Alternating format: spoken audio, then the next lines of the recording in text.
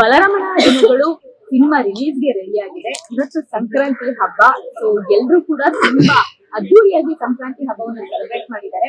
ಅದರಲ್ಲೂ ಪ್ರೊಡ್ಯೂಸರ್ ಆದಂತ ಶ್ರೇಯಸ್ ಹಾಗೆ ಪದ್ಮಾವತಿ ಮೇಡಮ್ ನಮ್ಮ ಜೊತೆ ಇದ್ದಾರೆ.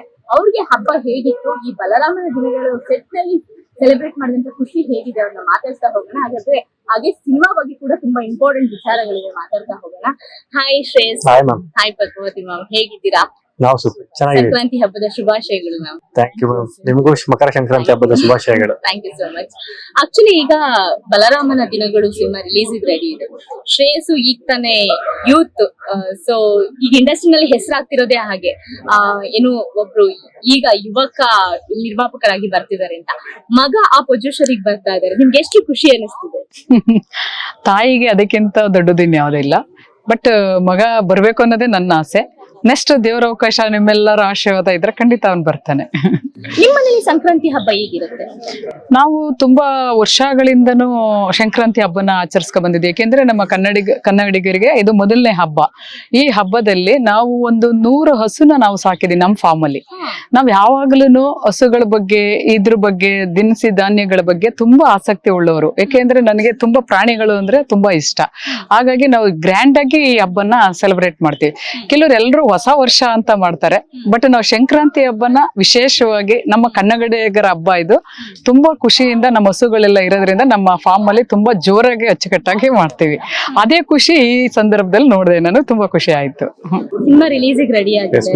So first experience, production house ಹೆಂಗಿದೆ ಅಂತಂದ್ರೆ ಈಗ ಆಲ್ರೆಡಿ ತುಂಬಾ ಸಕ್ಸಸ್ ಗಳು ಕಂಡು ಒಳ್ಳೆ ಖರ್ಚುಗಳನ್ನ ಮಾಡ್ತಾ ಇದ್ದೀರಾ ನೀವು. ಅದೇ ಸಿನಿಮಾ ಏನ್ ಬೇಕೋ ಅದೆಲ್ಲವೂ ಎಲ್ಲೂ ಕೂಡ ಕಾಂಪ್ರಮೈಸ್ ಆಗದೆ ಮಾಡ್ತಾ ಇದ್ದೀರಾ. ಸೊ ಫಸ್ಟ್ ಪ್ರೊಡ್ಯೂಸರ್ ಆದಾಗ ಈ ಎಕ್ಸ್ಪೀರಿಯನ್ಸ್ ಯಾವ ತರ ಅನಿಸ್ತಿದೆ ಅಂತ? ಅಂದ್ರೆ ಈಗ ಸಡನ್ ಆಗಿ ಏಕ್ದಮ್ ಒಂದು ಪ್ರೊಡಕ್ಷನ್ ಬರ್ಲಿಲ್ಲ. ನಾವು ಒಂದಿಷ್ಟು ಓಡಾಡ್ಕೊಂಡು ಒಂದು 5 years ಇಂದ ಒಂದಿಷ್ಟೆಲ್ಲ ಕೆಲವೊಂದು 5 ಸಿನಿಮಾ ನೋಡ್ಕೊಂಡೇ ಬಂದಿದ್ದೆ ನಾನು. ಒಂದಿಷ್ಟು ಅವ್ರ ಜೊತೆ ಓಡಾಡ್ಕೊಂಡು, ಪ್ರೊಡ್ಯೂಸರ್ ಜೊತೆ ಓಡಾಡ್ಕೊಂಡೇ ಮಾಡಿದ್ದು. ಸೊ ಸ್ವಲ್ಪ ಒಂದು ಬೇಸಿಕ್ ಥಿಂಗ್ ಒಂದೊಂದು ಗೊತ್ತಿದ್ದು. ಸಡನ್ ಆಗಿ ಅಂದ್ರೆ ಅದೇ ಬಲರಾಮ ಈ ಪ್ರಾಜೆಕ್ಟ್ ಸ್ಟಾರ್ಟ್ ಆಯ್ತಲ್ಲ, ಒಂದು 3 ತಿಂಗಳು ಪ್ರೀ ಪ್ರೊಡಕ್ಷನ್ಸ್ ಮತ್ತೆ ಪ್ರೊಡಕ್ಷನ್ ವೈಸ್ ಅಲ್ಲಿ ಬಜೆಟ್ ಫಂಡ್ಸ್ ಎಲ್ಲಾನು ಫ್ರೀ ಆಗಿ ನಾವೆಲ್ಲ ಐಡಿಯಾಸ್ ತಗೊಂಡು ಫಂಡ್ಸ್ ಎಲ್ಲ ರೆಡಿ ಮಾಡ್ಕೊಂಡು ಹೇಗ್ ವರ್ಕ್ ಆಗುತ್ತೆ, ಯಾವ್ದಕ್ಕೆ ಎಷ್ಟೆಷ್ಟು ಇನ್ವೆಸ್ಟ್ ಆಗುತ್ತೆ, ಪ್ರಮೋಷನ್ಸ್ ಹೇಗ್ ಮಾಡ್ಬೇಕು, ಇವೆಲ್ಲ ಪ್ರಾಪರ್ ಪ್ರಿಪೇರ್ ಆಗೇ ಬಂದಿದ್ದು. ನಾವು ಸಡನ್ ಆಗಿ ಆಲ್ ಆಫ್ ಸಡನ್ ಬಂದು ನಮ್ಗೇನೋ ಒಂದು ಇದು ಸಿಗ್ಲಿಲ್ಲ. ಎಲ್ಲ ನಾವು ಮುಂಚೆಯಿಂದನೂ ಪ್ರಿಪೇರ್ ಆಗಿ ಬಂದಿದ್ದು. ಸೊ ನಮ್ಗೆ ಈಸಿ ಆಯ್ತು, ಏನ್ ಅಷ್ಟೊಂದೇನು ಇದಾಗ್ಲಿಲ್ಲ. ಈ ಸಂಕ್ರಾಂತಿ ಹಬ್ಬನ ನಿಮ್ಮ ಟೀಮ್ ಜೊತೆ ಈ ತರ ಸೆಲೆಬ್ರೇಟ್ ಮಾಡ್ಬೇಕು ಅಂತ ಯಾಕೆ ಅನಿಸ್ತು? ಯೂಶಲಿ ಫ್ಯಾಮಿಲಿ ಜೊತೆ ಮಾಡೋದ್ ಯಾವಾಗ್ಲೂ ಯೂಶಲಿ ಹಾಗೆ ಇದ್ದೇ ಇರುತ್ತೆ. ಆಮೇಲೆ ಅಮ್ಮ ಹೇಳ್ದಾಗೆ ನಮ್ 100 ಹಸು ಇದೆ ಫಾರ್ಮ್ ಅಲ್ಲಿ. ಎಲ್ಲ ಸಂಜೆ ಆದ್ರೆ ಹಬ್ಬಗಳಿಗೆಲ್ಲ ಬೆಂಕಿ ಲಾರ್ಸೋದು, ಅದೊಂಥರ ಸೆಲೆಬ್ರೇಷನ್ ಲಾಸ್ಟ್ ಇಯರ್ ಮಾಡಿದ್ದು. ಈ ಸಲ ಏನಂದ್ರೆ ಸಿನಿಮಾ ಮಾಡಿದೀವಲ್ಲ, ಒಂದು ನ್ಯೂ ಫ್ಯಾಮಿಲಿ ಮೆಂಬರ್ಸ್ ಆಡ್ ಆಗಿದಾರಲ್ಲ, ಸೊ ಇವುಗಳ ಜೊತೆ ಒಂದು ಮಾಡೋದು ಹೇಗಿರುತ್ತೆ ಅಂತ ಎಲ್ಲಾರ್ನು ಒಂದು ಫೋನ್ ಮಾಡಿದೆ. ಪಾಪ ಎಲ್ಲ ಸಪೋರ್ಟಿವ್ ಆಗಿ ನಾನ್ ಬರ್ತೀವಿ ಮಾಡೋಣ ಅಂದ್ಬಿಟ್ಟು ಎಲ್ಲ ಈಗ ನೋಡಿದಿರಲ್ಲ, ಎಲ್ಲ ಚೆನ್ನಾಗಿ ರೆಸ್ಪಾನ್ಸ್ ಇದೆ. ಖುಷಿ ಆಗಿದೆ. ಹೌದು, ಅಂದ್ರೆ ಪ್ರೊಡ್ಯೂಸರ್ ವಿಚಾರದಲ್ಲಿ ಶ್ರೇಯಸ್ ಅವ್ರಿಗೆ ಒಂದು ಪ್ಯಾಷನ್, ಇವಾಗ ಬರ್ತಿರೋ ನಿರ್ಮಾಪಕರು ಮುಂದೆ ಹೀರೋ ಆಗ್ಬೇಕನ್ನ ಕನ್ಸನ್ನ ಕಂಡ್ಕೊಂಡು ಎಫರ್ಟ್ ಹಾಕಿ ಟ್ರೈ ಮಾಡ್ಕೊಂಡ್ ಬರ್ತಾರೆ, ಅವ್ರು ಓಡಾಡ್ತಾರೆ. ಬಟ್ ನೀವು ಅವ್ರ ಜೊತೆಗೆ ಈಕ್ವಲ್ ಆಗಿ ತುಂಬಾ ಆಕ್ಟಿವ್ ಆಗಿ ಓಡಾಡ್ತಿರೋ ಮ್ಯಾಮ್. ಸೊ ಆ ಖುಷಿ ಬಗ್ಗೆ ಹೇಳೋದಾದ್ರೆ, ಅಂದ್ರೆ ನನ್ನ ಮಗನ ಖುಷಿನಲ್ಲೇ ನಾನು ನೋಡ್ತಾ ಇರೋದು. ಅವನ ಖುಷಿಗೆ ನನಗೆ ಇದೆಲ್ಲ. ಬಟ್ ಅವನಿಗೆ ಒಂದ್ ಸ್ವಲ್ಪ ಸಿನಿಮಾ ಅಂದ್ರೆ ತುಂಬಾ ಆಸೆ ಉಳ್ಳವನು. ಅವನಿಗೆ ಇದಂದ್ರೆ ಈ ತರದ್ದೆಲ್ಲ ಮಾಡ್ಲಿಕ್ಕೆ ಅವನಿಗೆ ತುಂಬಾ ಇಷ್ಟ. ಅದಕ್ಕೋಸ್ಕರ ನಾನು ಅವನ ಜೊತೆಯಾಗಿದ್ದೀನಿ ಅಷ್ಟೇ. ಎಲ್ಲ ಜಾಸ್ತಿ ಹೇಳ್ಬೇಕು ಅಂದ್ರೆ ಎಲ್ಲ ಅವನೇ ಪೂರ್ತಿ ಇದ್ರಲ್ಲಿ. ಸ್ವಲ್ಪ ಹೂವಿಂದ ಸ್ವರ್ಗ ಸಲ್ತು ಅಂತಾರಲ್ಲ, ಹಂಗೆ ಅವನಿಂದ ನಾನೊಂದ್ ಸ್ವಲ್ಪ ದಾರವಾಗಿದ್ದೀನಿ ಅಷ್ಟೇ. ಮೇನ್ ಅವನೇ ಪಿಲ್ಲರ್ ಇದಕ್ಕೆ. ಎಲ್ಲ ಅವನಿಗೆ ಈ ಏಜ್ಗೆ ಎಲ್ಲ ತಿಳ್ಕೊಂಡು ಯಾವ ತರ ಮಾಡ್ಬೇಕು, ಏನ್ ಮಾಡ್ಬೇಕು. ಬಟ್ 10 ಸಿನಿಮಾ ಮಾಡಿರೋ ಪ್ರೊಡ್ಯೂಸರ್ ನಾವು ನೋಡಿದೀವಿ. ಮೊಟ್ಟ ಮೊದಲ ಬಾರಿಗೆ ಒಂದು ಸಿನಿಮಾ ನಿರ್ಮಾಣ ಮಾಡಿದ್ದ ನನ್ನ ಮಗನ್ನೂ ಕೂಡ ನೋಡಿದೀನಿ. ಅಷ್ಟು ಅನುಭವ, ಅಷ್ಟು ಜ್ಞಾನ, ಅಷ್ಟು ತಿಳುವಳಿಕೆ ಈ ಏಜ್ಗೆ ನಿಜವಾಗ್ಲೂ ಒಂದು ಬಲವಾಗಿ ತಗೊಂಡಿದ್ದಾನೆ. ನನಗೆ ತುಂಬಾ ಖುಷಿ ಆಗುತ್ತೆ. ಈ ಸ್ಥಾನದಲ್ಲಿ ನಿಂತು ಎಲ್ಲ ನಿಭಾಯಿಸ್ತಿದ್ದಾನಲ್ಲ, ಅದು ಏನೋ 2-3 ಸಿನಿಮಾ ಮಾಡಿದ್ರೆ ಓಕೆ ಮಾಡ್ತೇನೆ ಅನ್ಬೋದಿತ್ತು. ಬಟ್ ಮೊದಲನೇ ಸಿನಿಮಾದಲ್ಲಿ ಇಷ್ಟು ತಗೊಂಡಿರೋನು, ಇನ್ ನೆಕ್ಸ್ಟ್ ಸಿನಿಮಾ ಇನ್ ಯಾವಾಗ ಯಾವ ತರ ಇರುತ್ತೆ, ಇನ್ ಹೆಂಗಿರುತ್ತೆ, ತುಂಬಾ ಅದ್ಭುತವಾಗಿ ಮಾಡ್ತಿದ್ದಾನೆ. ಅದೊಂದು ನನ್ನ ತಾಯಿಯಾಗಿ ನಾನು ತುಂಬಾ ಖುಷಿ ಪಡ್ತಾ ಇದ್ದೆ. ಅಂದ್ರೆ ಈಗ ನೀವ್ ಹೇಳ್ತಿರೋ ಪಾಯಿಂಟ್ ಹೆಂಗಿದೆ ಅಂತಂದ್ರೆ, ಸಿನಿಮಾ ಬಗ್ಗೆ ನಿಮಗೆ ತುಂಬಾ ಡಿಸ್ಕಷನ್ ಮಾಡ್ತಾರೆ ಮನೇಲಿ. ಖಂಡಿತ ಖಂಡಿತ. ಯಾವ ತರ ಇರುತ್ತೆ ಅಮ್ಮ ಮಗನ ಬಾಂಧವ್ಯ? ಯೂಶಲಿ ನಾವು 2:30 ತನಕ ಮಾಡ್ತಾ ಇರ್ತೀವಿ. ನೈಟ್ ಬೆಡ್ ಮೇಲೆ ಮಲ್ ಕುತ್ಕೊಂಡ್ರೆ ಸಾಕು, ಒಂದ್ ಊಟ ಮಾಡಿ ಕುತ್ಕೊಂಡ್ರೆ 2:30ವರೆಗೂ ಹೋಗ್ತಾನೆ ಇರುತ್ತೆ. ಅದರದ್ದೇ ಚರ್ಚೆ, ಪ್ರೆಸೆಂಟ್ ನಡೆಯೋದ್ರ ಬಗ್ಗೆ ಏನು ಮಾತಾಡಲ್ಲ. ಏನ್ ಆಗ್ಬೇಕು, ಅಂದ್ರೆ ಇಷ್ಟಕ್ಕೆ ಬಂದಿದೆ ಅಂದ್ರೆ ನೆಕ್ಸ್ಟ್ ಇಷ್ಟಕ್ಕೆ ಹೋಗ್ಲೇಬೇಕು, ನಮ್ ಟಾರ್ಗೆಟ್ ಫಿಕ್ಸ್ ಮಾಡ್ಕೊಂಡ್ಬಿಡ್ತೀವಿ. ಹೌದು. ಸೊ ಅದ್ರ ರೀತಿಲೇ ಹೋಗೋದು ನಾವು. ಪ್ರಿಪರೇಷನ್ಸ್ ಆಗೇ ಇರುತ್ತೆ ನಮ್ಗೆ. ಅದು ಏನು ಅಂದ್ರೆ ಶ್ರೇಯಸ್ ಅಂದ್ರೆ ಒಂದು ಬ್ರ್ಯಾಂಡ್ ಅಂದ್ರೆ ಶ್ರೇಯಸ್ ಫಿಕ್ಸ್ ಆಗ್ಬಿಟ್ಟಿದೆ ಮನೇಲಿ. ಒಂದೇನ್ ಗೊತ್ತಾ, ಯಾವ್ದೇ ಪ್ರೆಸ್ ಮೀಟಿಂಗ್ ಹೋಗೋದ್ರು ಇವತ್ತೊಂಚೂರು ಚೇಂಜಸ್ ಇದೆ ಅಮ್ಮ ಮಗನ. ಹೌದು ಒಂದೇ ತರ ಎಲ್ಲೇ ಹೋದ್ರು ಕೂಡ ಅಮ್ಮ ಮಗ ಸೇಮ್ ಬ್ರ್ಯಾಂಡ್. ಹೌದು ಹೆಂಗ್ ಬ್ರ್ಯಾಂಡ್ ಶ್ರೇಯಸ್ ಅನ್ನೋ ಬ್ರ್ಯಾಂಡ್ ಖಂಡಿತ. ಅವನು ಬಟ್ಟೆ ಅಂತಾನೆ ಅಲ್ಲ, ಪ್ರತಿ ಒಂದು ಕೆಲಸದಲ್ಲೂ ಪ್ರತಿ ಒಂದು ಕೆಲಸ, ಒಂದು ಸಣ್ಣ ಕೆಲಸ ಮಾಡೋದು ಅವನಿಗೊಂದು ಬ್ರ್ಯಾಂಡ್ ಆಗಿರ್ಬೇಕು. ಈಗ ಒಂದು ಸಿನಿಮಾ ಮಾಡ್ತಾ ಇದೀವಿ, ಅದಕ್ಕೊಂದು ಕ್ವಾಲಿಟಿ ಇರಬೇಕು. ನಾನ್ ಸುಮ್ನೆ ಅಲ್ತಪ್ಪಲ್ತ ಏನೋ ಮಾಡ್ಬಿಡೋದು, ಏನೋ ಮಾಡ್ಬೇಕು ಕಾಟಾಚಾರಕ್ಕೆ ಒಂದ್ ಸಿನಿಮಾ ಆ ತರ ಇಲ್ಲ. ಅದನ್ನೊಂದು ದೊಡ್ಡ ಮಟ್ಟಕ್ಕೆ ಮಾಡ್ಬೇಕು, ಅಚ್ಚುಕಟ್ಟಾಗಿ ಮಾಡ್ಬೇಕು. ನಮ್ಗೆ ಇಲ್ಲಿ ದುಡ್ಡು ಖರ್ಚಾಗತ್ತೆ, ಸಿಂಪಲ್ ಆಗಿ ಮಾಡ್ಬೇಕು, ಅದೇ ಕಮ್ಮಿ ಆರ್ಟಿಸ್ಟ್ ಹಾಕ್ಬೇಕು, ಆ ತರ ಇಲ್ಲ ಅವ್ನ ಮೈಂಡ್ ಸೆಟ್. ಅವ್ನ್ ಮಾಡ್ತೇ ಇಲ್ಲ, ಮಾಡಕ್ಕೆ ಹೋಗ್ಬಾರ್ದು. ಈಗ ನಾನೊಂದು ಮಾಡ್ಬೇಕು ಅಂದ್ರೆ ಅದು ಕ್ವಾಲಿಟಿಯಾಗಿ ಕ್ವಾಂಟಿಟಿಯಾಗಿ ಮಾಡ್ಬೇಕು, ಒಂದ್ ಬ್ರ್ಯಾಂಡ್ ಆಗಿ ಕಾಣ್ಬೇಕು, ಜನಕ್ಕೆ ಒಳ್ಳೆ ಸಿನಿಮಾ ಕೊಡ್ಬೇಕು. ನಾನೇನೋ ಒಂದ್ ಬಂದೆ ಸುಮ್ನೆ ಒಂದ್ ಸಿನಿಮಾ ಮಾಡ್ಬಿಟ್ಟೆ ಜನಕ್ಕೆ ಏನೋ ಒಂದ್ ತೋರ್ಬೇಕು, ಅದಿಲ್ಲ. ನನ್ನ ಜನ ಒಪ್ಕೋಬೇಕು, ನನ್ನ ಸಿನಿಮಾನ ಒಪ್ಕೋಬೇಕು, ಅವ್ರಿಗೆ ಒಂದು ಪ್ರೀತಿಯಾಗಿರ್ಬೇಕು. ಒಳ್ಳೆ ಸಿನಿಮಾ ಮಾಡ್ತಿದ್ದಾರೆ, ಒಳ್ಳೆ ಸಿನಿಮಾ ನಮಗೆ ಕೊಡ್ತಿದ್ದಾರೆ, ಬೇಕಪ್ಪ ಇಂಥರು ನಮ್ಮ ಇಂಡಸ್ಟ್ರಿಗೆ ಬೇಕಿಂತ ಪ್ರೊಡ್ಯೂಸರ್ ಅನ್ನೋದು ಬೇಕು ಅನ್ನೋದು ಅವ್ನು ಗುರುತಿಸ್ತಾನೆ ಜಾಸ್ತಿ. ಆ ತರ ಬ್ರ್ಯಾಂಡ್ ಅವನು ಯಾವಾಗ್ಲೂ ಅವ್ನು ಚಿಕ್ಕ ಹುಡುಗನಿಂದನೂ ಇದುವರೆಗೂ ಒಂದು ಬ್ರ್ಯಾಂಡ್. ಹೇಗೆ ಅದು ಆ ಹಠ ಅದೆಲ್ಲ ಬಂದಿರೋದು? ಅದೇ ಒಂಥರ OCD ಪ್ರಾಬ್ಲಮ್ ತರ ನನಗೆ. ಅದು ಕಾಂಪ್ರಮೈಸ್ ಆಗಕ್ಕಾಗಲ್ಲ ನನಗೆ ಯಾವ್ದ್ರಲ್ಲೇ ಆದ್ರೂ ಅಷ್ಟೇನೆ. ಅಂದ್ರೆ ಡೈರೆಕ್ಟರ್ ಬಂದಾಗ್ಲೂ ಒಂದ್ ಮೈಂಡ್ ಅಲ್ಲಿ ಫಿಕ್ಸ್ ಆಗಿದ್ರು, ಇಷ್ಟು ವರ್ಕ್ ಆಗತ್ತೆ ನಮ್ ಬಜೆಟ್, ಒಂದಿಷ್ಟು ಸಾಕು ಅಂತ ಅವ್ರಿದ್ರು. ಬಟ್ ನನ್ಗೆ ಹಂಗಲ್ಲ. ಆರ್ಟಿಸ್ಟ್ ಇವ್ರೇ ಬೇಕು, ಟೆಕ್ನಿಷಿಯನ್ಸ್ ಇವ್ರೇ ಬೇಕು, ಮ್ಯೂಸಿಕ್ ಡೈರೆಕ್ಟರ್ ಇವ್ರೇ ಬೇಕು. ಮ್ಯೂಸಿಕ್ ಡೈರೆಕ್ಟರ್ ನೋಡಿದ್ರೆ ನಮ್ಮ ಇಂಡಸ್ಟ್ರಿಯಲ್ಲಿ ಇವರೇ ಎಷ್ಟು ನಾವು ಪೇ ಮಾಡಿರೋದು ಅನ್ಸದ್ ನಮ್ಮ ಇಂಡಸ್ಟ್ರಿಯಲ್ಲಿ ಸದ್ಯಕ್ಕೆ. ಸಂತೋಷ್ ನಾರಾಯಣ್ ಅವ್ರು ಕರ್ಕೊಂಡ್ ಬಂದಿರೋದು ಸದ್ಯಕ್ಕೆ ಅಷ್ಟು, ನಾನು ಅದ್ರಲ್ಲಿ ಕಾಂಪ್ರಮೈಸ್ ಇಲ್ಲ. ಈಗ ರಿಟರ್ನ್ ಆಗೇ ಇದೆ. ಅಂದ್ರೆ ಬಿಸ್ನೆಸ್ ಮಾಡೋ ಕಾನ್ಫಿಡೆನ್ಸ್ ಇರಬೇಕು. ನಾನು ಹೇಳೋದು ಇನ್ವೆಸ್ಟ್ ಮಾಡೋದು ದೊಡ್ಡದಲ್ಲ, ಎಷ್ಟು ಹಾಕಿದೀವೋ ಅಷ್ಟೇ ತಗೊಳ್ಳೋದು ಬಿಸ್ನೆಸ್ ಅಲ್ಲ. ಒಂದ್ ಚೂರ್ ಮುಂದಕ್ಕೆ ಹೋದ್ರೇನೆ ಬಿಸ್ನೆಸ್, ಅವಾಗ ಬಿಸ್ನೆಸ್ ಮ್ಯಾನ್ ಅನ್ಸ್ಕೊಳಕ್ಕಾಗದು. ನಾನು ಅವತ್ತು ಅದೇ ಹೇಳಿದೆ, ಅವತ್ತು ಅದೇ ಪ್ರೆಸ್ ಮೀಟ್ ಅಲ್ಲಿ ಹೇಳಿದಾಗೆ ನಮ್ ಸಿನಿಮಾದ ಅರ್ಧ ಬಜೆಟ್ ಮ್ಯೂಸಿಕ್ ಡೈರೆಕ್ಟರ್ ಆಯ್ತಾ. ಹೇಗ್ ರಿಟರ್ನ್ಸ್ ತಗೋತೀರಾ ಅಂತ ಎಲ್ಲ ಅವ್ರವ್ರ ಮನೇಲಿ ನನ್ನ ಹತ್ರ ಅನ್ಕೊಂಡೋದು, ಮನೇಲೆಲ್ಲ ಟೆನ್ಷನ್ ಆಗ್ಬಿಟ್ಟಿದ್ರು ಒಂದ್ ವಾರ. ತಗೋದು ಬಿಸ್ನೆಸ್. ನಾನು ಪ್ರೆಸ್ ಮೀಟ್ ಅಲ್ಲಿ ಅದೇನು ಹೇಳಿದೆ, ಈಗ ಅವತ್ತು ಅರ್ಧ ಸಿನಿಮಾ ಬಜೆಟ್, ಇವತ್ತು ಅರ್ಧ ಸಿನಿಮಾ ಬಿಸ್ನೆಸ್ ನನಗೆ ರಿಟರ್ನ್ಸ್ ಬಂದ್ಬಿಟ್ಟಿದೆ ಅಷ್ಟೇ. Very simple. ಒಂದು ಟಾರ್ಗೆಟ್ ಇಟ್ರೆ ಅದಕ್ಕೆ ರೀಚ್ ಆಗ್ಲೇಬೇಕು, ಅದಕ್ಕೆ ಹಾರ್ಡ್ ವರ್ಕ್ ಮಾಡ್ಲೇಬೇಕು. ಅಂದ್ರೆ ಈಗ ಓಕೆ, ಒಂದ್ ಫಸ್ಟ್ ಸಿನಿಮಾ ಆಗಿರೋದ್ರಿಂದ ಡೈರೆಕ್ಟರ್ಗೆ ಪ್ರೊಡ್ಯೂಸರ್ ಹೇಳೋ ಮಾತಿದೆ, ಒಂದ್ ಸ್ವಲ್ಪ ಕಾಂಪ್ರಮೈಸ್ ಮಾಡಿ. ಕರೆಕ್ಟ್. ಬಟ್ ನೀವು ಇಲ್ಲಿ ಫಸ್ಟ್ ಸಿನಿಮಾ ಆದ್ರೂನು ಅದು ಹೆಸರು ಆಗೋ ತರ ಕೊಡ್ಲೇಬೇಕು ಅನ್ನೋ ಬಜೆಟ್ ವೈಸ್ ಅಷ್ಟೊಂದ್ ಜಾಸ್ತಿ ಆದಾಗ ಭಯ ಆಗ್ಲಿಲ್ಲ? ಖಂಡಿತ ಇಲ್ಲ. ನಮಗೊಂದು ಒಳ್ಳೆ ಪ್ರಾಜೆಕ್ಟ್ ಗೊತ್ತಿದೆ, ಒಳ್ಳೆ ಸಿನಿಮಾ ಕೊಡ್ತಾ ಇದೀವಿ. ನಾವ್ ಯಾವಾಗ ಅಮೌಂಟ್ ಕಮ್ಮಿ ಮಾಡಿ ಅದನ್ನ ಮಾಡಿದ್ರೆ ಕ್ವಾಲಿಟಿ ಕ್ವಾಂಟಿಟಿ ಕಳ್ಕೊಬಿಡುತ್ತೆ, ಅದು ಬೇಡ. ಈ ಸಿನಿಮಾ ಬೇಕಾ, ಖಂಡಿತ ಮಾಡಿ ನಾವು ಸಪೋರ್ಟ್ ಆಗಿರ್ತೀವಿ. ನಾವಿಬ್ರು ಹೇಳ್ತಿದ್ದು ಅದೇ, ಈ ಸಿನಿಮಾಗೆ ಏನ್ ಬೇಕೋ ಸಪೋರ್ಟ್ ಅದು ಬೇಕು ನಮ್ಗೆ, ಆ ಕ್ವಾಲಿಟಿ ಬೇಕು, ಜನಕ್ಕೆ ನಾವು ಒಳ್ಳೇದ್ ರೀತಿ ಕೊಡಬೇಕು. ಅದನ್ನೇ ಯಾವಾಗ್ಲೂ ತೀರ್ಮಾನ ಮಾಡಿ ಹೇಳ್ತಾ ಇದ್ದೋ ನಾವು. ಸಿಂಪಲ್ ಮ್ಯಾಮ್, ಏನಂದ್ರೆ ಒಂದು ಮನೆ ಆಗ್ಲಿ ಸಿನಿಮಾ ಆಗ್ಲಿ ಸೇಮ್ ಪ್ರೊಸೀಜರ್ ಸೇಮ್. ಅಲ್ಲಿ ಯಾವ ತರ ನೀವು ಇಂಟೀರಿಯರ್ ಗೆ ಪ್ಲಾನ್ ಮಾಡ್ತಿರೋ, ಕಾಂಪ್ರಮೈಸ್ ಆದ್ರೆ ಮನೆ ಲುಕ್ ಆಗೇ ಇರುತ್ತೆ, ಅದು ಲೈಫ್ ಲಾಂಗ್ ಕ್ಯಾರಿ ಆಗುವಂತದ್ದು ಮನೆ. ಸಿನಿಮಾನು ಅಷ್ಟೇ, ಇದು ಲೈಫ್ ಲಾಂಗ್ ನಮ್ದು ಒಂದು ಪ್ರೊಡಕ್ಷನ್ ವ್ಯಾಲ್ಯೂ ನಾವು ಉಳಿಸ್ಕೊಳ್ಳೇಬೇಕು. ಇದೆಲ್ಲ ಕಾಂಪ್ರಮೈಸ್ ಮಾಡ್ತಾ ಹೋದ್ರೆ ಅಲ್ಲಿ ಡಲ್ ಆಗೇ ಕಾಣೋದು. ಒಳಗೆ ಬಂದ್ರೆ ಸಿನಿಮಾದೊಳಗೆ ಬಂದ್ರೆ ನಿಮ್ಗೆ ಡಲ್ ಆಗೇ ಕಾಣೋದು. ಮನೇನು ಅಷ್ಟೇನೆ, ನೀವು ಬಜೆಟ್ ಕಂಟ್ರೋಲ್ ಅಲ್ಲಿ ಇಟ್ಕೊಂಡ್ರೆ ಮನೆ ಒಳಗೆ ಬರ್ತಿದಂಗೆ ಏನಪ್ಪಾ ಈಚೆ ಒಂದ್ ಸ್ವಲ್ಪ ಗ್ರ್ಯಾಂಡ್ ಆಗಿದೆ, ಒಳಗೆ ಬರ್ತಿದಂಗೆ ಏನು ಇಲ್ಲ, ಈ ತರ ಅನ್ಸುತ್ತೆ. ಸಿನಿಮಾದಲ್ಲೂ ಅಷ್ಟೇನೆ, ನಾನು ಇಷ್ಟೊಂದು ವೈಪ್ ಕ್ರಿಯೇಟ್ ಮಾಡಿದಾಗ ಒಳಗೆ ಬಂದಾಗ ನಿಮ್ಗೆ ಹಾಗೆ ಇರ್ಬೇಕು. ಆರ್ಟಿಸ್ಟ್ಗಳಾಗ್ಲಿ ಒಂದು ಸ್ಕ್ರೀನ್ ಸ್ಟಾರ್ಟ್ ಆಯ್ತು ಅಂದಾಗ ಎಂಡ್ ಆಗೋವರೆಗೂ ನಿಮ್ಗೆ ಆರ್ಟಿಸ್ಟ್ ಕೊಡ್ತಾನೆ ಇಲ್ಲ. ಒಂದೊಂದು ನಿಮಿಷ ಅವ್ರದ್ದು ತಗೊಂಡೋಗ್ಬಿಟ್ರೆ ಎಲ್ರದ್ದು ಪರ್ಫಾರ್ಮೆನ್ಸ್ ಆಗಿದೆ.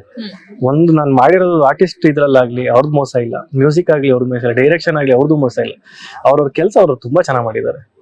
ಈ ಪ್ರೊಡ್ಯೂಸರು ನಾವು ಎಷ್ಟೋ ಜನ ಪ್ರೊಡ್ಯೂಸರ್ಸ್ ನೋಡ್ತಿದೀವಿ, ಅವ್ರ ಹತ್ರ ದುಡ್ಡಿದೆ ಅಂತಂದ್ರೆ ಅವರೇ ಹೀರೋ ಆಗ್ತಾರೆ. ಸೊ ನಿಮ್ಮ ಹತ್ರ ಇಷ್ಟು ದೊಡ್ಡ ಬಜೆಟ್ ನೀವೇನ್ ಮಾಡಿದಿರೋ ಅದು ನಿಮ್ಮ ಪರ್ಸನಲ್, ಸಾಲ ಮಾಡಿದಿರೋ ಅಥವಾ ಇನ್ನೆಲ್ಲಿಂದನೋ ತಂದಿದಿರೋ ಅದು ಬೇರೆ, ಬಟ್ ದುಡ್ಡು ಹಾಕಿರೋದು ನೀವೇ. ನೀವು ಕೂಡ ಫ್ಯೂಚರ್ ಅಲ್ಲಿ ಹೀರೋ ಆಗ್ಬೇಕಂತ ಹೊರಟಿರೋರು, ಬಟ್ ಫಸ್ಟ್ ಸಿನಿಮಾನೇ ನೀವ್ ಯಾಕೆ ಹೀರೋ ಆಗಿ ಸೆಲೆಕ್ಟ್ ಮಾಡ್ಕೊಂಡ್ಲಿಲ್ಲ ಅಂತ? ಇಲ್ಲ ಮ್ಯಾಮ್, ಅಂದ್ರೆ ನಾನು ಸಿನಿಮಾ ಮಾಡ್ಬೇಕು ಅಂತ ಅನ್ಕೊಂಡಾಗ ಫಸ್ಟ್ ಪ್ರೊಡಕ್ಷನ್ ಯಾಕೆ ಮಾಡ್ಬೇಕು ಅಂದ್ರೆ ನಮಗೆ ಒಂದು ಸ್ವಂತ ಒಂದು ಪ್ರೊಡಕ್ಷನ್ ವ್ಯಾಲ್ಯೂ ಇಡ್ಬೇಕು. ಫಸ್ಟ್ ಎಲ್ಲೇ ಬಿಸ್ನೆಸ್ ಆಗಕ್ಕೆ ಏನೇ ಆಗಕ್ಕಾದ್ರೂ ನಾನು ಸ್ಟಾರ್ಟಿಂಗ್ ಹೀರೋ ಆಗ್ತೀನಿ ಅಂತ ಅಂದ್ರೆ ಹೇಗ್ ವರ್ಕ್ ಆಗೋದು ಗೊತ್ತಿಲ್ಲ. ಈಗ ಒಂದು ಅಮೌಂಟ್ ಈಗ ಫ್ಯಾಮಿಲಿ ನನ್ನ ಒಂದು ಫಂಡ್ ಕೊಡ್ತಾರೆ, ಇಲ್ಲ ಏನೋ ಒಂದು ಬಿಸ್ನೆಸ್ ಮಾಡೋದು ಕೊಡ್ತಾರೆ ಅಂತ ತಗೊಂಡೋಗಿ ನೀರ್ಗೆ ಹಾಕೋದು ಸುಲಭ. ನಾನು ತಗೊಂಡ್ಬಂದ್ಬಿಡ್ತೀನಿ, ಬಿಸ್ನೆಸ್ ಮಾಡ್ಕೊಂಡ್ ಬರ್ತೀನಿ, ಅದು ಸುಲಭ. ಬಟ್ ಅದು ನನಗೆ ಕಾನ್ಫಿಡೆನ್ಸ್ ಇರ್ಲಿಲ್ಲ. ಅದು ಹೀರೋ ಬಿಸ್ನೆಸ್ ತಗೊಂಡ್ಬರ್ತೀವಿ ಅನ್ನೋದು ಬಹಳ ಇದಿದೆ. ಅಂದ್ರೆ ಸುಮಾರು ಜನ ನೋಡಿದೀವಿ, ಹೊಸಬ್ರು ಅವ್ರದೇ ಪ್ರೊಡಕ್ಷನ್ ಹೌಸ್ ಇಂದ ಇದಾಗಿ ಲಾಂಚ್ ಆಗಿದ್ದಾರೆ, ಬಹಳ ರಿಟರ್ನ್ಸ್ ಕಮ್ಮಿ ಇದೆ. ಅಂದ್ರೆ ಬಿಸ್ನೆಸ್ ಮ್ಯಾನ್ ಆಗಿ ಯೋಚನೆ ಮಾಡ್ತೀನಿ ಅಂದ್ರೆ ಮಾತ್ರ. ಇನ್ನೊಬ್ರ ಮೇಲೆ ಇನ್ವೆಸ್ಟ್ ಮಾಡಿ ಹೇಗ್ ವರ್ಕ್ ಆಗತ್ತೆ ಅನ್ನೋದು, ಅಂದ್ರೆ ಇದ್ರಲ್ಲಿ ಎಕ್ಸ್ಪೆರಿಮೆಂಟ್ ಮಾಡ್ಕೊಂಡು ನಾವು ನೆಕ್ಸ್ಟ್ ಟೈಪ್ ಮುಂದಕ್ಕೆ ಹೋಗ್ಬೇಕಾಗತ್ತೆ ಅಷ್ಟೇ. ನಮಗ್ ನಾವೇ ಇನ್ವೆಸ್ಟ್ ಮಾಡ್ಕೊಂಡು ಅದ್ರಲ್ಲಿ ಬಹಳ ಕಷ್ಟ ಇದೆ. ಫೈನಲ್ ಸಿನಿಮಾ ನೀವು ನೋಡಿದಿರಮ್ಮ? ಈಗ ನೋಡುದು ಇವಾಗ ಮೊನ್ನೆ ನೋಡಿದ್ವಿ, ತುಂಬಾ ಬ್ಯೂಟಿಫುಲ್ ಆಗಿ ಬಂದಿದೆ. ನನಗೆ ಅನ್ನಿಸ್ತಿದ್ದಿತ್ತು ಒಂದೇ ಕ್ವಶನ್, ನನಗೆ ಜನಕ್ಕೆ ಇನ್ನೂ ಚೆನ್ನಾಗಿ ಕೊಡ್ಬೇಕು, ಅದು ನನ್ನ ಮನಸ್ಸಿಗೆ ತೃಪ್ತಿಕರವಾಗಿ ಅನ್ನಿಸ್ತು.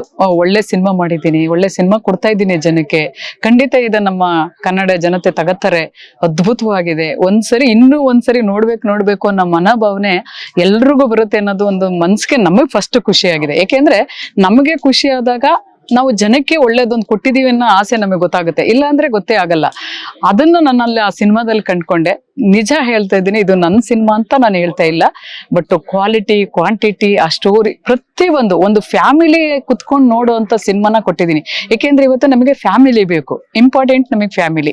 ಆ ಫ್ಯಾಮಿಲಿ ಏನಪ್ಪ ನಿಜ ಅದನ್ನ ನೋಡ್ತಾ ಇದ್ರೆ ಪ್ರತಿಯೊಬ್ಬರ ಕಣ್ಣಲ್ಲೂ ನೀರು ಬರುವಂತ ಸೀನು, ಬರುವಂತದನ್ನ ಆ ಸಿಚುವೇಶನ್ ಜನ ಹೆಂಗ್ ಅರ್ಗಿಸ್ಕೊತಾರೆ ಅನ್ನೋದು ನನಗೆ ಗೊತ್ತಿಲ್ಲ. ಬಟ್ ನನ್ಗೆ ಈಗ ನಾವು ಶೂಟಿಂಗ್ ನಡಿಬೇಕಾದ್ರೆ ಮಾನಿಟರ್ ಮುಂದೆ ಎಲ್ಲಾ ತಾಲೂ ನೋಡಿದೀವಿ, ಆ ನೋಡಿರೋ ಅಂತಳಿಗೆನೆ ಅಷ್ಟು ನಾನೇ ನೋಡ್ತಾ ಅಳ್ತಾ ಇದ್ದೆ ಕುತ್ಕೊಂಡು. ಆ ತರ ಅದ್ಭುತವಾಗಿ ಬಂದಿದೆ. ಹಾಗಾಗಿ ಜನಕ್ಕೆ ಒಂದು ಫ್ಯಾಮಿಲಿ ಇದಿರೋದ್ರಿಂದ ತುಂಬಾ ಜನ ಇದನ್ನ ಆಸೆ ಪಡ್ತಾರೆ, ತುಂಬಾ ಮೆಮೊರಿಫುಲ್ ಆಗಿ ಉಳಿದು ಬಿಡ್ತದೆ ಜನಲ್ಲಿ ಅನ್ನೋದು ನನ್ಗೊಂದು ಖಂಡಿತ ಇದೆ. ತುಂಬಾ ಬ್ಯೂಟಿಫುಲ್ ಆಗಿ ಬಂದಿದೆ. ಅಂದ್ರೆ ಎಂಡ್ ಕಾರ್ಡ್ಸ್ ಹೋದ್ರು ಒಂದ್ 10 ನಿಮಿಷ ಲೈಟ್ ಆನ್ ಆಗ್ಬಾರ್ದು ಅನ್ನೋದೇ ಮನ್ಸಲ್ಲಿ ಇರುತ್ತೆ ಆಡಿಯನ್ಸ್ಗೆ. ಯಾಕೆಂದ್ರೆ ಅಷ್ಟು ಕುಗ್ಬಿಟ್ಟಿರ್ತಾರೆ ಅದು ಸೀನು, ಹಾಗೆ ತಗೊಂಡ್ ಹೋಗುತ್ತೆ ಸ್ಟಾರ್ಟಿಂಗ್ ಇಂದ. ಅದ್ ಸಿನಿಮಾ ಜೊತೆನೆ ಕನೆಕ್ಟ್ ಆಗೋದ್ ಕೆಲವು ಸಿನಿಮಾಗಳಿಗೆ ಮಾತ್ರ ನೀವು ಅಷ್ಟು, but correct but last title card end ಆದ್ರೂ ಒಂದ್ 10 ನಿಮಿಷ ಲೈಟ್ ಹಾಕ್ಲಿಲ್ಲ ಅಂದ್ರೆ ಸಾಕು ಅನ್ನೋಷ್ಟು ಈ ಸಿನಿಮಾದಲ್ಲಿ ಇದೆ. ಅದಂತೂ ನಾನು ಬಟ್ ಅವರು ಉಸಿರು ಹಿಡ್ಕೊಂಡು ಉಸಿರು ಹುಯ್ಕೊಂಡು ಹೋಗೋದೇ ಒಂದು ಶಕ್ತಿ ಇದ್ರಲ್ಲಿ. ಈ ಸಿನಿಮಾದಲ್ಲಿ ಯಾರಿಗೂ 5 ನಿಮಿಷ ಸಿನಿಮಾ ನೋಡಿ ಹಾಗೆ ಕೂತ್ ಬಿಡ್ತಾರೆ, ಅವ್ರಿಗೆ ಎದ್ದೇಳೋ ಮನ್ಸೇ ಬರಲ್ಲ.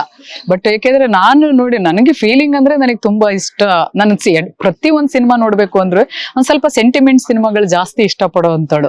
ಅಂತ ಸೆಂಟಿಮೆಂಟ್ ನನ್ನ ಸಿನಿಮಾದಲ್ಲಿ ಇರೋದ್ ನೋಡಿದ್ರೆ ನನಗೆ ತುಂಬಾ ಖುಷಿ ಆಯ್ತು. ಬಟ್ ನಾನು ಕೂಡ ತುಂಬಾ ಹತ್ಬಿಟ್ಟಿದ್ದೀನಿ ಈ ಸಿನಿಮಾದಲ್ಲಿ.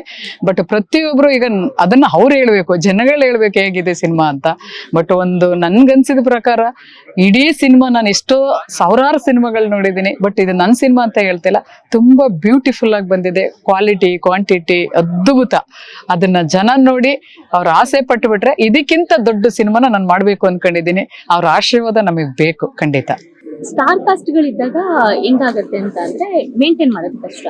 ಸೊ ನೀವು ಅಂದ್ರೆ ಏನು ಟೆನ್ಷನ್ ಆಗಿದ್ದು ಈ ಸಿನಿಮಾ ಕಂಪ್ಲೀಟ್ ಆಗೋ ಅಷ್ಟ್ರಲ್ಲಿ ತುಂಬಾ ಟೆನ್ಷನ್ ಆಗಿದಂತ ದಿನಗಳು, ಗೊಂದಲಕ್ಕೀಡಾದಂತ ದಿನಗಳು, ಯಾವ ತರದ ಅದೊಂದು ಗುಡ್ ಎಕ್ಸ್ಪೀರಿಯನ್ಸ್ ಜೊತೆಗೆ ಬ್ಯಾಡ್ ಎಕ್ಸ್ಪೀರಿಯನ್ಸ್ ಏನಿದೆ ಆ ತರ?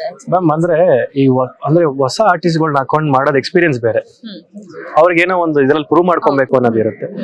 ನಾನ್ ತಗೊಂಡಿರೋ ಒಂದ್ ಸೆಕೆಂಡ್ ಸ್ಕ್ರೀನ್ ಶೇರ್ ಮಾಡಿರೋರು ಕೂಡ ಅಂದ್ರೆ ಈ ಸಿನಿಮಾದಲ್ಲಿ ಇಬ್ರು ನ್ಯಾಷನಲ್ ಅವಾರ್ಡ್ ವಿನ್ನರ್ಸ್ ಇದ್ದಾರೆ, ಆಶೀಶ್ ವಿದ್ಯಾರ್ಥಿ, ಅತುಲ್ ಕುಲಕರ್ಣಿ. ಆಮೇಲೆ ಪ್ರಿಯಾನಂದ್ ಅಷ್ಟೇ ಚೆನ್ನೈಯಿಂದ ಬರ್ಬೇಕು, ಆಶೀಶ್ ಅತುಲ್ ಅವ್ರ ಸಾರಿ ಇಬ್ರು ಬಾಂಬೆಯಿಂದ ಬರ್ಬೇಕು.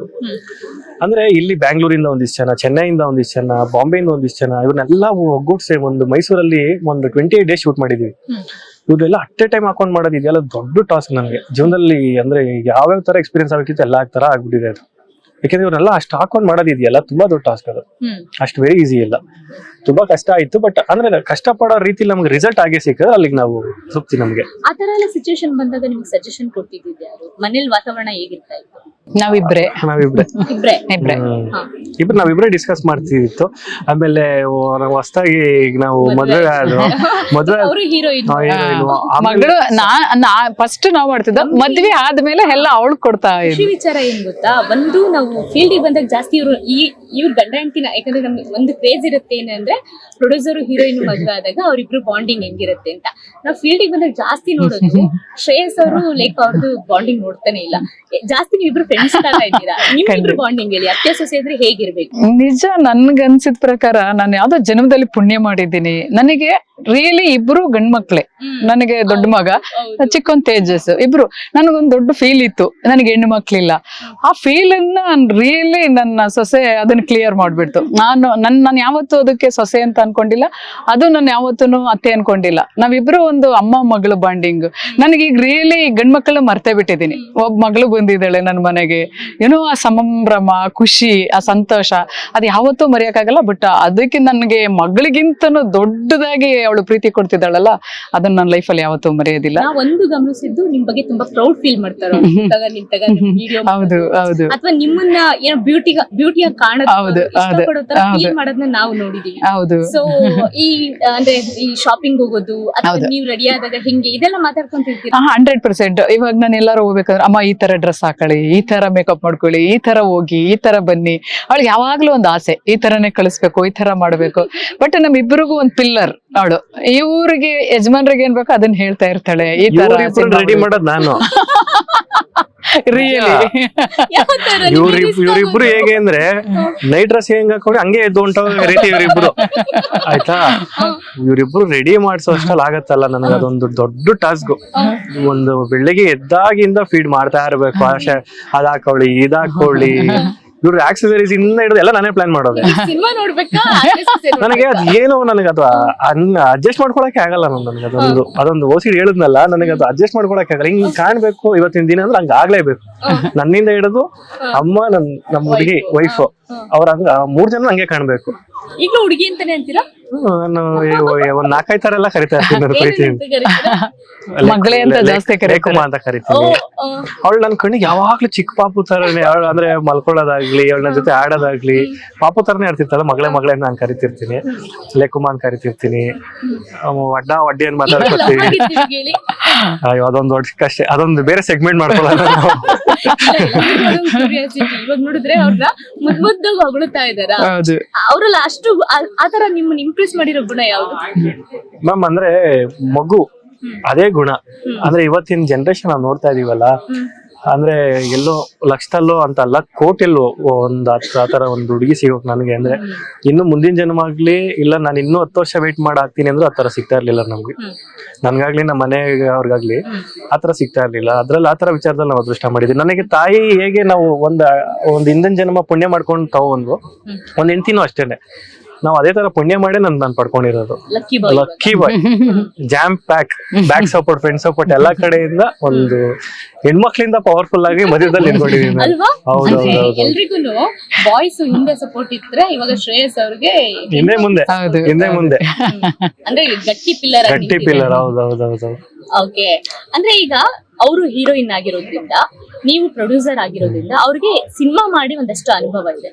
ಸೊ ನಿಮ್ಮ ಕಷ್ಟಗಳನ್ನ ನೋಡಿದಾಗ ಅವರು ಸಾಮಾನ್ಯವಾಗಿ ಕಷ್ಟ ಇದ್ದೇ ಇರುತ್ತೆ. ನೀವು ನಮ್ಮ ಮುಂದೆ ನಗ್ನಾಗ್ತಾ ಇದ್ರು ಕೂಡ ಪ್ರೊಡ್ಯೂಸರ್ ಕಷ್ಟ, ಅದು ಥಿಯೇಟರ್ ಬಂದು ರಿಲೀಸ್ ಆಗಿ ಅದೆಲ್ಲ ಕಲೆಕ್ಷನ್ ನೋಡಿದಾಗ್ಲೇ ಗೊತ್ತಾಗುತ್ತೆ. ಸೊ ಏನ್ ಸಜೆಷನ್ ಕೊಡ್ತಾರೆ? ಯಾವ ತರ ಅಂದ್ರೆ ನೀವು ಕುಗ್ಗದಾಗ ಅಂದ್ರೆ ಎದ್ದೇಳ್ಸೋದು? ಯೂಶಲಿ ಸಿನಿಮಾಗ ಎಷ್ಟು ಜಾಸ್ತಿ ಮಾತಾಡಲ್ಲ ನಾವು, ಏನೇ ಮಾಡೋದು ಅಂದ್ರೆ ಜಾಸ್ತಿ ಇಂಟರ್ಫಿಯರ್ ಆಗಲ್ಲ. ಅವ್ರಿಗೆ ಗೊತ್ತು ನಾವ್ ಏನ್ ಮಾಡಕ್ ಕೊಟ್ಟಿದೀವಿ ಅಂತ ಗೊತ್ತು. ಆಮೇಲೆ ನಾನ್ ಹೆಂಗೇನೋದು ಗೊತ್ತು.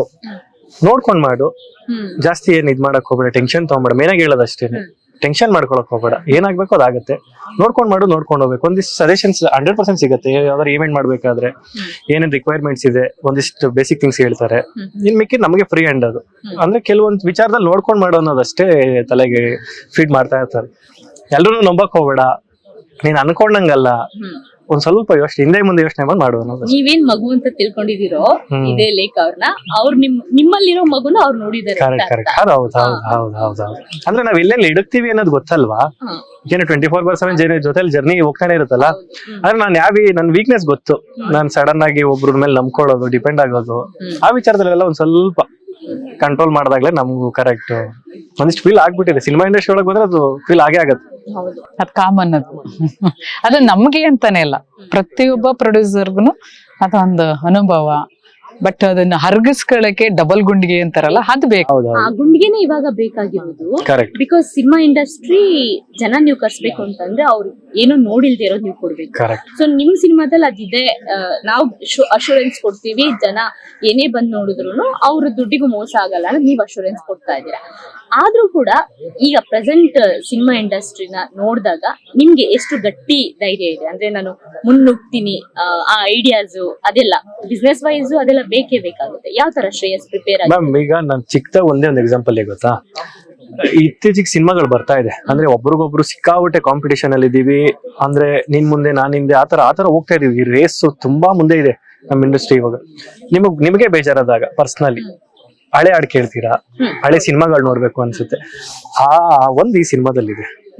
ಆಯ್ತಾ, ಅಂದ್ರೆ ವಾಪಸ್ ನಿಮ್ ಸಿನಿಮಾ ನಾನ್ ನೋಡೇ ನೋಡ್ತೀವಿ 100%. ಆ ಫೀಲಿಂಗ್ ತಗೊಂಡು ಹೋಗ್ತೀವಿ. ಅಂದ್ರೆ ಕಮರ್ಷಿಯಲ್ ವೈಸ್ ಮಾಡೋದು ಬೇರೆ, ಅಂದ್ರೆ ಬಿಸ್ನೆಸ್ ವೈಸ್ ರಿಟರ್ನ್ ಎತ್ಕೋಬೇಕಾದ್ರೆ ಒಂದ್ ತಲೆಯಲ್ಲಿ ಇರುತ್ತೆ, ಇಷ್ಟಿಷ್ಟು ಖರ್ಚು ಮಾಡ್ಬೇಕು, ಈ ರೀತಿಲೇ ಖರ್ಚು ಮಾಡ್ಬೇಕು ಅಂತ ಒಂದು ಬೌಂಡ್ರಿ ಇದೆ. ಯಾವ್ದಕ್ ಖರ್ಚು ಮಾಡಿದ್ರೆ ಎಷ್ಟು ರಿಟರ್ನ್ಸ್ ಇದೆ ಅನ್ನೋದು ಗೊತ್ತು ನಮ್ಗೆ.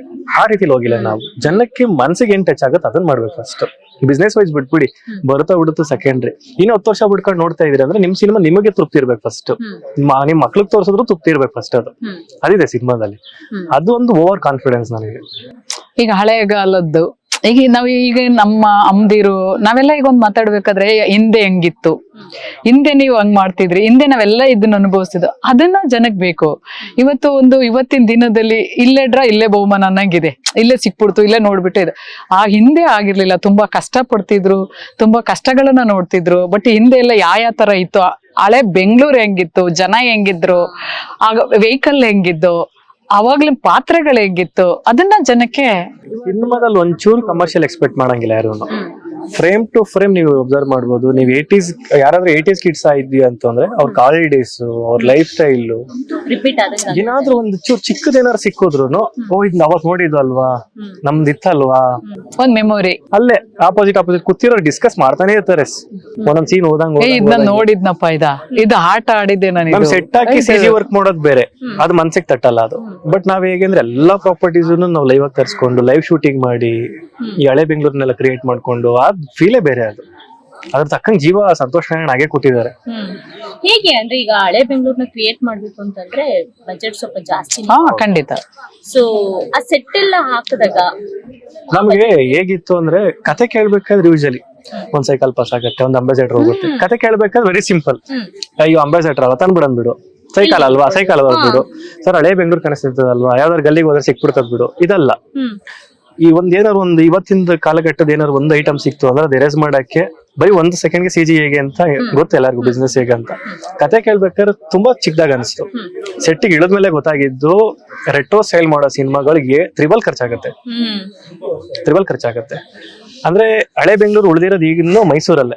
ನಾವು ಒಂದು 40% ಮೈಸೂರಲ್ಲಿ ಶೂಟ್ ಮಾಡಿದೀವಿ. ಆ ರೋಡ್ಸ್, ಆ ಅಕ್ಕಪಕ್ಕ ಮರಗಳು, ಹಳೆ ಮನೆಗಳು ಎಲ್ಲ ನಮ್ಗೆ ಇನ್ನೂ ಜೀವಂತ ಮೈಸೂರಲ್ಲಿ ಇದೆ. ಅವೆಲ್ಲ ಹುಡುಕಿ ಬಸ್ಗಳು, ಕಾರಿಂದ ಎಲ್ಲಾ ತರಿಸ್ಕೊಂಡು ಲ್ಯಾಂಡ್ಲೈನ್ ಫೋನ್ಗಳು.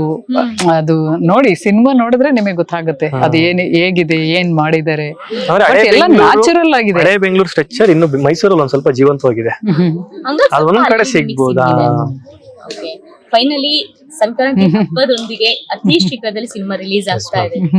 ಸೊ ನೀವೇನ್ ಎಕ್ಸ್ಪೆಕ್ಟ್ ಮಾಡಿದೀರಾ, ಹೆಂಗ್ ಅನಿಸ್ತಿದೆ? ನಾನ್ ಹೇಳೋದು, ದುಡ್ಡು ಬರುತ್ತೋ ಬರಲ್ವೋ ಅದ್ ನಮಗ್ ಬೇಡ. ಅದು ಅಂದ್ರೆ ಚೆನ್ನಾಗ್ ಮಾಡಿದ್ರು ಕೆಲವೊಂದ್ಸತಿ ಸ್ಟಾರ್ ಇಲ್ಲ ಆದ್ರೆ ಅದೇನು ಆಗಲ್ಲ. ಅದ್ ಆ ರೀತಿಲಿ ಹೋಗೋದ್ ಬೇಡ. ಮಾನಿಟರ್ ವೈಸ್ ಆಗ್ಲಿ, ಬಿಸ್ನೆಸ್ ವೈಸ್ ಯಾರು ಹೋಗಕ್ ಹೋಗ್ಬಾರ್ದು. ದುಡ್ಡಿಂದ ಯಾವತ್ತು ಯಾರು ಏನು ಹೋಗಕ್ ಹೋಗ್ಬೇಡಿ ಅಂತ ನನ್ ಸಜೆಷನ್. ಈಗ ನೋಡಿ, ಇವಾಗ ಎಲ್ಲಾರ ಮಕ್ಕದಲ್ಲಿ ಖುಷಿ ಇದೆ.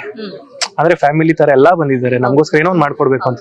ಅವರೆಲ್ಲ ಹೇಗೆ ಬಂದಿದ್ದಾರೆ ಅಂದ್ರೆ ಅವ್ರಿಗೆ ಸಿಕ್ಕಂತ ರಿಸಲ್ಟ್ ನೆಕ್ಸ್ಟ್ ಫ್ಯೂಚರ್ ಆಗಿದೆ. ಈ ಸಿನಿಮಾದಿಂದ ಏನೋ ಒಂದು ಒಳ್ಳೇದಾಗುತ್ತೆ, ನಾವು ಆ ರೀತಿಲಿ ಕಷ್ಟಪಟ್ಟು ಮಾಡಿದೀವಿ, ಇದು ರಿಸಲ್ಟ್. ಇದ್ ಸಿಕ್ತಾಗ ಇನ್ನೂ ಹೆಚ್ಚಿನ ರೀತಿಲಿ ದೊಡ್ಡದಾಗಿ ನಾವ್ ಇನ್ನೂ, ನಾನು ಅದನ್ನ ಹೇಳೋದಲ್ಲ, ಇಲ್ಲಿಗೆ ಟಾರ್ಗೆಟ್ ಇಟ್ರೆ ಇಲ್ಲಿಗೆ ರೀಚ್ ಆಗಿದೀವಿ, ನೆಕ್ಸ್ಟ್ ಎಲ್ಲಿಗೆ ಇಡ್ತೀವಿ ಅದಕ್ಕೆ ರೀಚ್ ಆಗೋ ನಿಮಗ್ ಸಪೋರ್ಟ್ ಬೇಕಷ್ಟೇ ನಮ್ಗೆ. Thank you ma'am. Thank you ma'am.